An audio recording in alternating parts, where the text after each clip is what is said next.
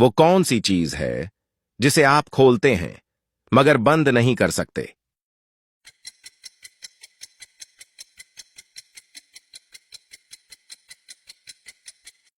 दुरुस्त जवाब है अंडा। वो कौन सी चीज है जो खरीदने के बाद आपकी नहीं रहती?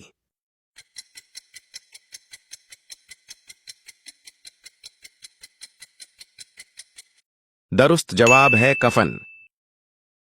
वो कौन सी चीज है जो पानी में गीली नहीं होती?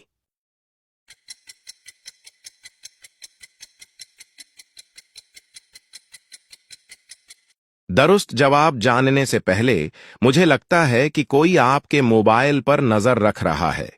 इसे जानने के लिए सबसे पहले उस तीर के निशान को क्लिक करें और फिर इस मोर वाले बटन को क्लिक करें। अगर तो कोई सुर्ख ऐप दिखाई दे तो उसे फौरन डिलीट करें। दुरुस्त जवाब है साया।